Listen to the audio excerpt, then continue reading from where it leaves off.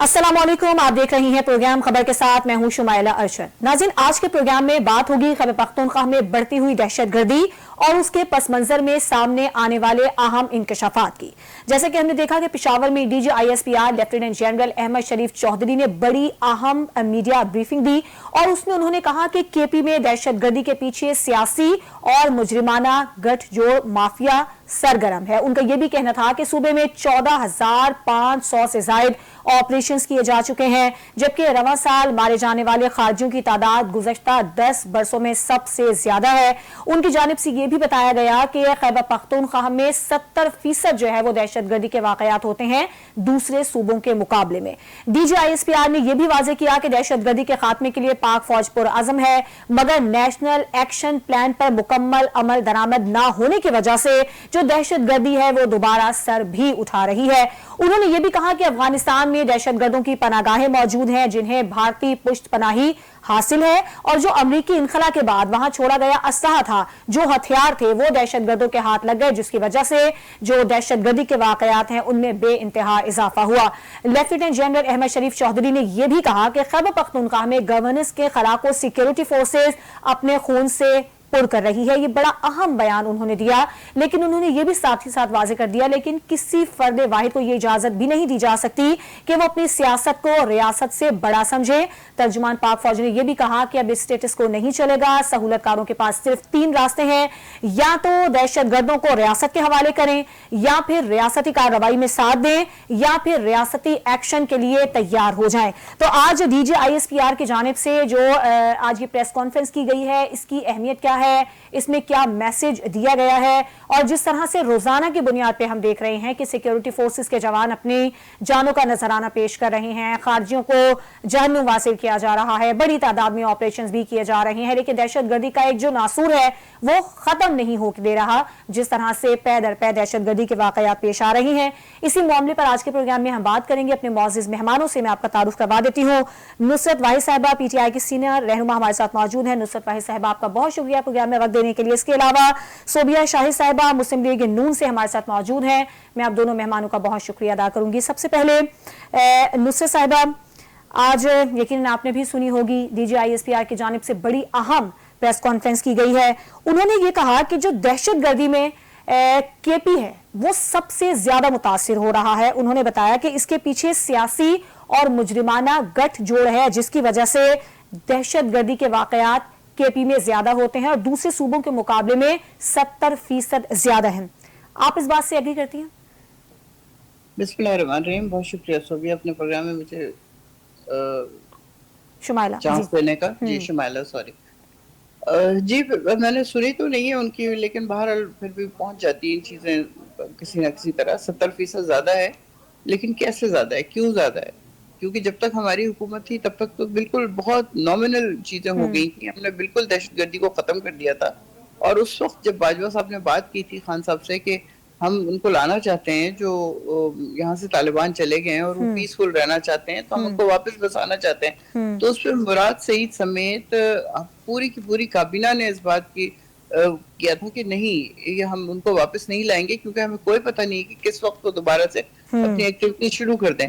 लेकिन बाजवा साहब चूंकि उनको लाना चाहते थे, जैसे ही हमारी हुकूमत टॉपल डाउन हुई उसके बाद ये लेके आए हैं, जबकि हमारी हुकूमत जा चुकी थी और उस वक्त इन्होंने इनको बसाना शुरू किया। लेकिन इल्जाम ये लोग सारा थ्रू आउट खान साहब के ऊपर लगा देते हैं। आज उन्होंने अपनी प्रेस कॉन्फ्रेंस में ये कहा है कि एक सियासी जमात कहती है कि बात की जा सकती है, लेकिन क्या खारजियों से बात कर ली जाए? उन्होंने हवाला भी दिया है कि खारजी नूर वली महसूद और जो हमारे बच्चों के सरों से खेलते हैं, उनकी तौहीन करते हैं, उन्हें कत्ल करते हैं, उनसे बात हो सकती है? जी, यही बात जो है ये खान साहब हमेशा करते रहे कि अगर हम उनको टिट फॉर टैट करते रहेंगे तो ये सिलसिला कभी भी नहीं रुकेगा। आप ये देखें कि उन्होंने कन्विंस किया ना सिर्फ तालिबान को बल्कि अफगान हुकूमत को, और उसके बाद इनकी गोलमेज कॉन्फ्रेंस भी हुई है कतर में या किसी और जगह पे जाके अमेरिकन के साथ, और उसके बाद फिर बहुत हद तक हमारे ऊपर से दहशतगर्दी खत्म हो गई थी। लेकिन जब दोबारा से ये लेके आए हैं बाजवा साहब और उन्होंने उनको वापस किया है, और फिर जाहिर है हमारी हुकूमत तो जा चुकी थी उस वक्त, उसके बाद जो KP में तो नुसरत साहब हुकूमत है ना, हुकूमत तो आपकी है ना KP में? बिल्कुल है हमारी हुकूमत, लेकिन इस वक्त आपको पता है ना जो मुआहदे हुए हैं ہم لوگوں کے امریکہ سے اور کسی اور کے. آپ صرف آپ عراق کی جنگ کو دیکھ لیجئے. عراق کی جنگ میں کیا ہوا؟ اسی طرح کی باتیں کی گئی نا کہ وہاں بہت انہوں نے مہلک ویپن بنا لیے ہیں اور وہ کسی وقت بھی امریکن سوائل کے اوپر حملہ کر سکتے ہیں اور پتہ نہیں کیا ہو جائے گا اور کیا ہو جائے گا. لیکن اس کے بعد انہوں نے جو حملے کیے ہیں, لیکن نصرت صاحبہ ساری ذمہ داری آپ سمجھتے ہیں کہ باجوہ صاحب کی ہے کیونکہ حکومت اس وقت آپ کی تھی, عمران خان وزیر اعظم ہماری نہیں تھی. ہماری حکومت میں نہیں آئے ہیں وہ لوگ. ہماری حکومت کے جانے کے بعد یہ لوگ, ان لوگوں نے اجازت دی ہے ان کو اور وہ انٹر ہوئے ہیں یہاں پہ. ہماری حکومت کے زمانے میں نہیں آئے ہیں. یہی تو بات ہے جس کو باقاعدگی سے بتانے کی ضرورت ہے ہر ایک کو کہ یہ کام پی ٹی آئی کی حکومت میں نہیں ہوا. انہوں نے انتہائی سختی سے نگیٹ کر دیا تھا. لیکن 2021 میں یہ بات ہوئی تھی نا کہ انہیں واپس لایا جائے گا. یہ باجوہ صاحب نے کہا تھا اور خان صاحب نے اور پوری کابینہ نے کہا تھا کہ ہم نہیں لائیں گے. جب نہیں لائیں گے تو نہیں لایا گیا. لیکن جب ہماری حکومت کو ٹاپل ڈاؤن کیا گیا لیکن 2021 کا ویڈیو بیان ہمارے پاس موجود ہے, وہ الگ بات ہم چلا نہیں سکتے ہیں. خیر, صوبیہ شاہد صاحبہ آپ کیا سمجھتی ہیں؟ D G I S P R نے صوبیہ صاحبہ D G I S P R نے جو آج یہ کہا ہے کہ ایک مجرمانہ گٹھ جوڑ ہے خاص طور پر کے پی میں اور پھر نیشنل ایکشن پلان پر عمل درآمد نہیں ہوا, جس کی وجہ سے جو دہشت گردی ہے اس نے ایک بار پھر سے سر اٹھایا ہے. کس کی ذمہ داری تھی نیشنل ایکشن پلان پر عمل درآمد کروانا؟ دیکھیے جی, شمائلہ بھی بہت شکریہ, آپ نے ٹائم دیا.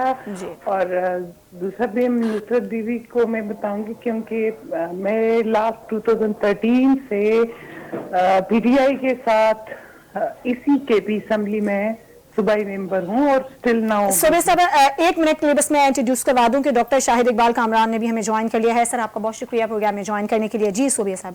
جی, یہ اگر وہ جو باتیں ہو رہی تھی کہ طالبانوں کو کے پی میں دفتر دیے جائیں اور ان کو تنخواہیں لگائے جائے, یہ بات کس کی تھی؟ یہ کس کا پلان تھا؟ ٹھیک ہے, یہ میں آپ کو 2013-14 کی بات کر رہی ہوں. جب ان کی حکومت آئی تو ان کا پہلا ڈیمانڈ یہی تھا.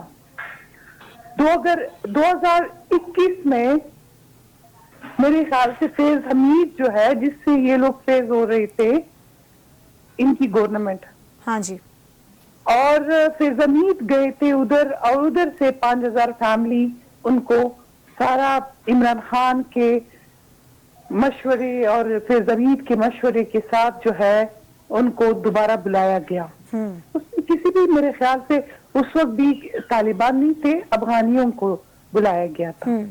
لیکن بار بار طالبانوں کو سپورٹ کرنا, ان کو دہشت گرد نہ کہنا, ان کو فیسیلیٹیٹ کرنا, ان کو ادھر دفتر دینا, ان کو ادھر تنخواہیں لگوانا, یہ کون ہے آپ کو پتا ہے؟ ہمارے بچوں کو جیسے کہ اے پی ایس اسکول کا واقعہ دیکھ کتنے ہمارے اسکول کے بچوں کو ان لوگوں نے شہید کیا. 2019 میں پولیس لین میں جو 100 سمتنگ ہماری پولیس اور بھائی جو شہید ہوئے, ادھر 2 لاکھ کی جب تفتیش ہوئی نا تو جس بندے نے بم لے کر آیا تھا وہ 2 لاکھ روپے 2 لاکھ روپے پہ اس نے وہ بم ادھر رکھا تھا جس پہ 100 لوگ شہید ہوئے تھے. ہم جگہ جگہ روزانہ جو بارڈر پہ ہر جگہ مسجدوں میں ہر جگہ جو بم خودکش ہوتی ہیں, یہ کون کر رہا ہے اور کس کی اس کا جو ہے کس نے ساتھ دیا؟ اور ابھی جو آپریشن سٹارٹ ہوا ہے تو آپریشن کے خلاف کون بول رہے ہیں؟ سر آپ لوگ ریکارڈ نکالیں نا, آپ لوگوں کو پتہ چل جائے گا کہ کس کے حوالے کس کی اس سے یہ بات کر رہے ہیں. جس کہتے ہیں نا اسپوکس پرسن جو آکے ان کی کوئی بھی بات ہو تو کرنی ہوتی ہے. ٹھیک ہے, تو وہ D G I S P R صاحب نے آج ریسپانس کی جو یہاں سے اسلام آباد سے سارے صحافیوں کو بھر کے لے گئے. نصرت صاحبہ ان کی گفتگو سن لیں پھر میں آپ کی جانب آؤں گی. میں آپ لوگوں کو حقیقت بتاتی ہوں. ابھی جو یہ سہیل افریدی کو ان لوگوں نے نامزد کیا ہوا ہے وہ کون ہے اور کیوں کیا ہے؟ चलिए ये सवाल सामने रखेंगे, अभी डॉक्टर शाहिद इकबाल की जाने में जाऊंगा, सुबह से भी सवाल में रखूंगा इनके साथ। हाँ ये सवाल में रखूंगी। शाहिद साहब आप क्या समझते हैं, DGISPR ने जो आज एक बड़ी अहम प्रेस कॉन्फ्रेंस की है, इसमें जो पैगाम दिया गया है वो कितना अहम है, और आप क्या समझते हैं कि ये एक सियासी मैसेज था या एक जमात के नैरेटिव के खिलाफ ये प्रेस कॉन्फ्रेंस थी? तो मैं उसको समझा रही थी कि उस वक्त क्या हो गया था और क्या नहीं था। सोबिया साहब, अभी जो हेलो सुबह साहब आपको मेरी आवाज आ रही है? आप लोगों की आवाज कट कट के आ रही अच्छा है। मैं आपकी जान में दोबारा आऊंगी, अभी मैं आपकी जान में दोबारा आऊंगी। डॉक्टर शाहिद इकबाल साहब आपने मेरा सवाल सुन लिया? डॉक्टर शाहिद इकबाल आपको मेरी आवाज आ रही है? सर आपका माइक शायद म्यूट हुआ हुआ है, आप उसे प्लीज अनम्यूट कर दें, फिर आपसे मैं सवाल करूंगी।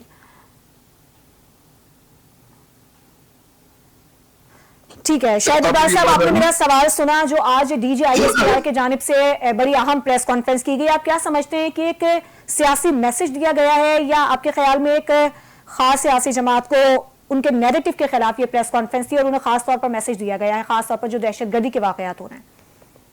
देखिए मैं एक आम पाकिस्तानी के तौर पे समझता हूँ कि वो जो हम बचपन से सुनते पढ़ते आ रहे हैं कि जिसका काम उसी को साझे, तुझको बुराई क्या पड़ी अपनी निबेड़ तू। हाँ। बात यह है कि ये फोर्सेस का काम नहीं है पॉलिटिकल मामलात को चलाना या पॉलिटिकल मामलात में दखल देना। इवन फोर्सेस अपना ज्यादा आम काम, देखिए इस वक्त मेरा जो सबसे बड़ी परेशानी और तशवीश की बात है, हर रोज मेरी पाक फौज के जवान शहीद हो रहे हैं। और मैं सोच रहा था, रात मैंने सर्च की कि रूस अफगानिस्तान में जितने साल रहा, आपको पता है बहुत बड़ा जिहाद हुआ, जो भी हुआ अमेरिका और बना बला, वो वापस गया। उस पूरी जंग में 14,000 कुछ, यानी नियर अबाउट 15,000 रूसी फौजी मारे गए, काम आए उस पूरी जो कई सालों पर मेरी जंग थी। तो अब मैं नंबर शुमार नहीं करता हूँ, हालिया सालों में और खासतौर पे साल 2025 में हमारी फौज के कितने जवान और जवान अफसर शहीद हुए। कहा हम किसी मुल्क से जंग नहीं लड़ रहे, हम किसी बॉर्डर्स पे जंग नहीं लड़ रहे, हम अपने घर में जंग लड़ रहे। हमें उड़ती चिड़िया के पर गिनने की महारत हासिल है, लेकिन हमारे सेटल्ड इलाकों में, हमारे अपने इलाकों में कहां दुश्मन छुपा हुआ है, कहां दुश्मन घात लगा के बैठा है। अगर हमें ये इल्म नहीं है, यानी मैं आपसे ये गुजारिश करूं कि अगर मेरा फौजी जवान अपने बॉर्डर के अंदर, अपनी सरहद के अंदर, अपने सेटल इलाके के अंदर महफूज नहीं है, तो फिर मेरी और आपकी क्या हैसियत है?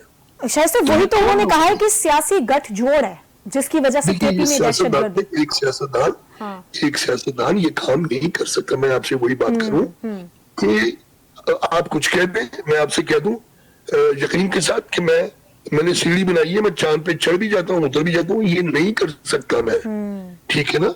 सियासतदानों में हमारी ये काम जो लोग करते हैं ये वही करते हैं। आप शुरू से तारीख में जाइए, इनको जन्म किसने दिया, किसके मफाद में दिया। हिमायत का उन्होंने जिक्र किया कि हिमायत, उन्होंने कहा सियासी जमात की जानिब से हिमायत की जाती है। देखिए वो उनकी हिमायत जो है कि ऑपरेशन नहीं करो, बात करो, उनसे मुज़ाकरात करो। फिर उन्होंने ये भी कहा कि क्या हम इन खारजियों से मुज़ाकरात करने, क्या इनसे बात की जा सकती है? पहली बात तो ये कि हमें अपने, ठीक है, हमें सियासत में हर जगह मुज़ाकरात होते हैं, लेकिन कातलों से मुज़ाकरात नहीं होते हैं और उसके लिए आप इजाजत नहीं देते। मैं एक छोटी सी मिसाल देता हूँ बात समझाने के लिए। एक बहुत ही मतलब मैं क्या कहूँ, लाहौर में आज इन्होंने एहतजाज करने वालों ने, TTP और जो तहरीके बैक वालों ने पुलिसमैन को डंडे मार के मार दिया। ठीक है, क्या उनसे मुज़ाकरात करनी चाहिए? मैं एक पाकिस्तानी के तौर पे ये मानने के लिए तैयार ही नहीं हूँ कि उस छोटे से मजहबी ग्रुप में इतनी ताकत और इतनी जुर्रत और इतनी अफरादी कुव्वत है कि वो ये हरकत कर सके, वो शहर बंद कर सके। आज मेरा इस्लामाबाद बंद पड़ा है, लाहौर डिस्टर्ब पड़ा है, मेरे बलूचिस्तान में गड़बड़ हो रही है, सब कुछ हो रहा है। देखिए आपका दुश्मन आपको सताएगा, आप सोचते नहीं सताएगा, बिल्कुल सताएगा। आप बॉर्डर पे जंग लड़ना मेरे नजदीक बहुत आसान है। चलिए आप کسی ماہر سے پوچھ لے کہ ہم نے جو باقاعدہ جنگیں لڑی انہیں مشرقی پاکستان بھی شامل کر لیں, 65 بھی شامل کر لیں, 71 بھی شامل کر لیں, کارگل بھی شامل کر لیں, ہمارے اتنے شہید نہیں ہوئے جوان اور فوجی جتنے اس اندیکھی جنگ میں دنیا کی. یاد رکھیے میں ان تمام ماہرین کو جو پولیٹیکل وہ بیان دیتے ہیں اور پریس کانفرنس کرتے ہیں, نہیں کرتے, یہ ان کا کام نہیں ہے یہ کرنا. یہ ہماری حفاظت کرنے کے لیے سیاستدانوں کو سیاسی معاملات میں کام کرنے دیں اور دفاعی معاملات میں کسی سے پوچھنے کی, کسی کو بتانے کی ضرورت نہیں ہوتی. ٹھیک ہے, مجھے کیا پوچھنا پڑے گا کہ میں اپنی جان بچاؤں کہ نہ بچاؤں. یہ ہم نے جو, میں اپنی بات مکمل کرتا ہوں, صرف ایک چھوٹا سا منظر آپ کو یاد دلا کے, شاید آپ نے کہیں بچپن میں اسکول کے زمانے میں پتلی تماشا دیکھا ہو, اس کی ڈوریاں ایک ہی بندہ, ایک ہی کاریگر, ایک ہی لانا ہوتا ہے. تو میں کنکلوڈ کروں گا کہ میرے ملک میں اس وقت کیا کئی سالوں سے, دہائیوں سے پتلی تماشا چل رہا ہے, اور لوگ سمجھتے ہیں کہ یہ دائیں والا کردار خراب ہے, بائیں والا کردار خراب ہے. وہ یہ نہیں سوچتے کہ ان کی ڈوریاں ایک ہی جگہ سے ہلائی جا رہی ہے. بالکل ٹھیک ہے.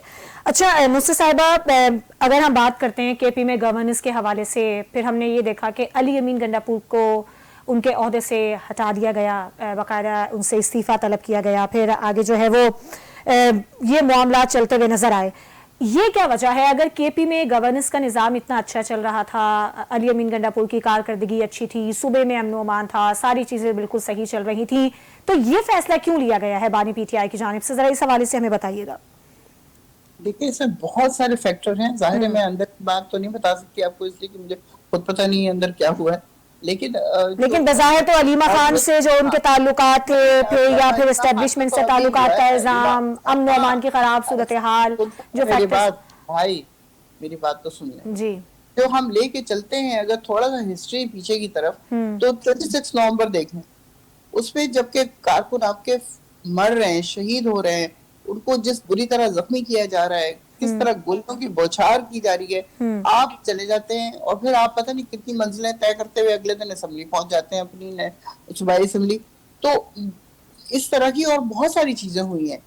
تو وہ جو کمزور ایک اسپیکٹ ہے نا, اس کو خان صاحب انتہائی ناپسند کرتے ہیں, کیونکہ وہ چونکہ خود ہم سب دیکھ رہے ہیں کہ وہ اکیلا آدمی کس طرح تن تنہا کھڑا ہوا ہے اور مسلسل لڑ رہا ہے, حالانکہ جیل کے اندر ہے, اس کے باوجود وہ جھکنے کے لیے تیار نہیں ہے, کسی بات کو ماننے کے لیے تیار نہیں ہے جو غلط ہو.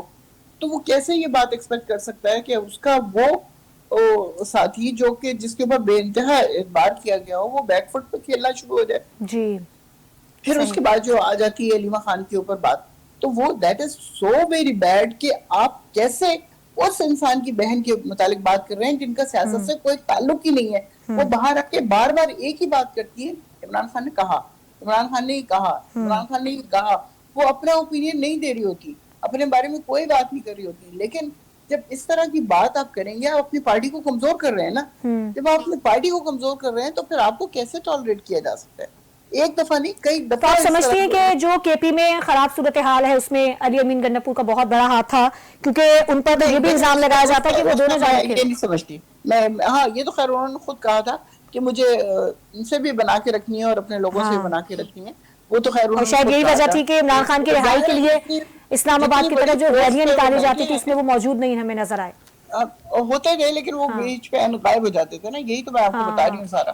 تو اب جبکہ یہ والی سچویشن اتنی زیادہ سیریس ہو چکی تھی کہ انہوں نے وہ بات ماننی ہی نہیں ہے. 6 مہینے سے ملاقات کرنے نہیں گئے. وہ کہہ رہے ہیں بجٹ پاس کرتے ہوئے سے پہلے مجھ سے بات کر لینا, فلاں چیز کرنے سے پہلے مجھ سے بات کر لینا.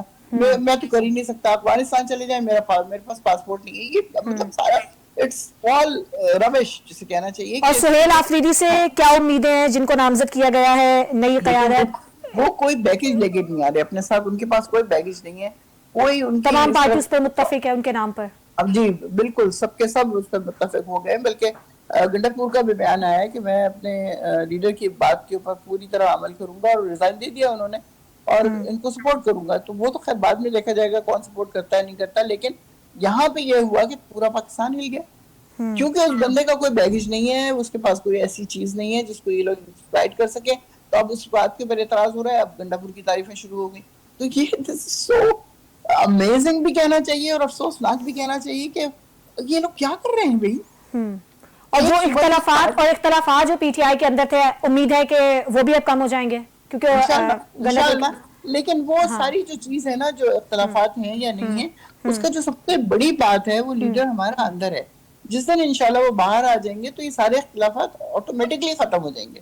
اچھا, امید ہے کہ سہیل آفریدی کے آنے کے بعد جو بانی پی ٹی آئی کی رہائی کے لیے تحریکیں کی شروع کی جاتی ہیں اور شروع کی جاتی رہیں, جو چلائی گئی تحریکیں, اس میں اب کچھ کامیابی ملے گی یا کچھ بہتری ہوگی؟ امید ہے بہتری ہوگی انشاءاللہ, بہتری ہوگی, یہ امید ہے. ٹھیک ہے.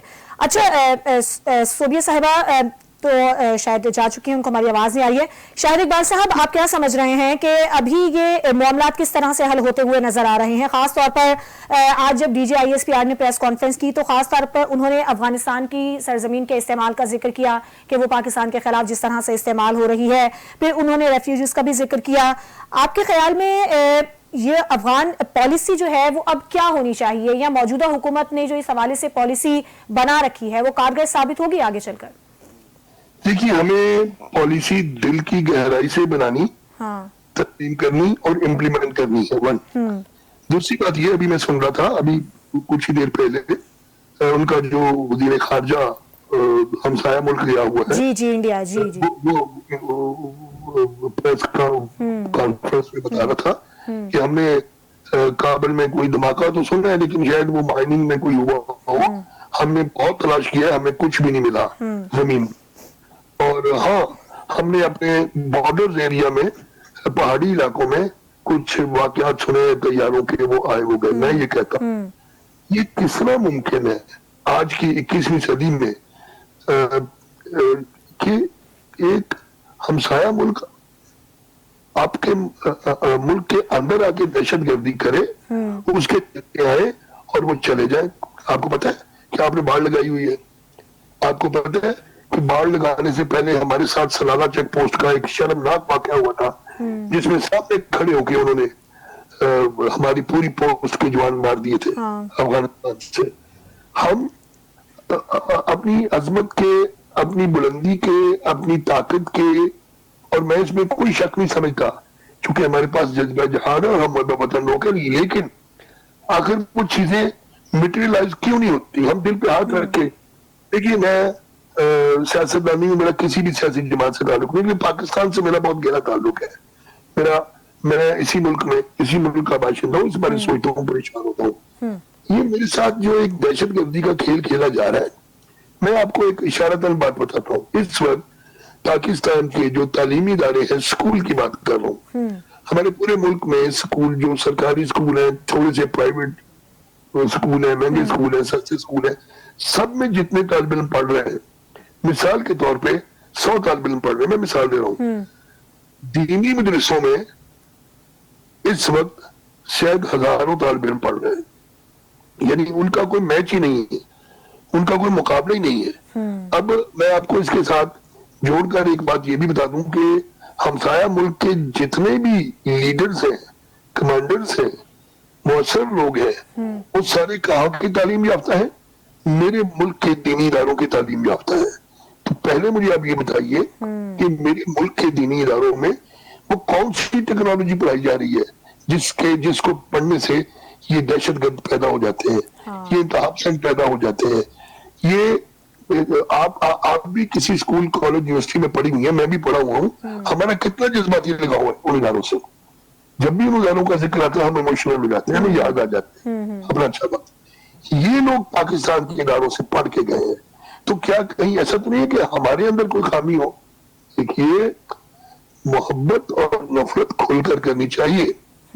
چھپی محبت کو برا سمجھا گیا ہے, چھپی دشمنی کو غلط سمجھا گیا ہے. سر, آپ کے خیال میں ان خامیوں کو ہم نے ابھی تک تلاش ہی نہیں کیا, یا تلاش تو ہم کر چکے ہیں لیکن نیت نہیں ہے؟ دیکھیے, آپ سے اور مجھ سے یہ چلاکیاں کرنے والے لوگ بہت زیادہ ذہین ہیں.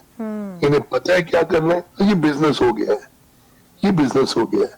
میں آپ سے یہ بات کروں کہ آپ نے ایک برتن دھونے کے لیے میڈ رکھی ہے کچن کے لیے, ٹھیک ہے, وہ اگر سارا دن برتن دھوتی رہے اور خود ہی خراب کرتی رہے تو آپ کیا کریں گی اس کا؟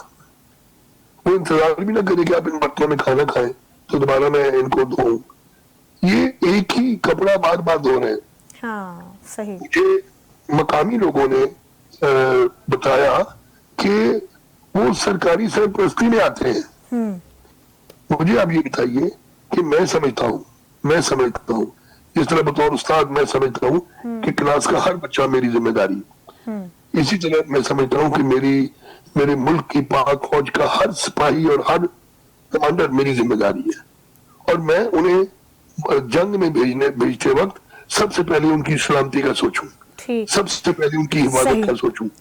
ٹھیک ہے، اپنے ملک میں. کیونکہ دیکھیے دنیا میں میں ایک اصول بتا دوں آپ کو، دنیا میں کوئی ملک، وہ امریکہ ہو، وہ روس ہو، جنگیں لڑنے والے تو یہی ملک ہے، کوئی ملک گوریلا وار نہیں جیت سکا.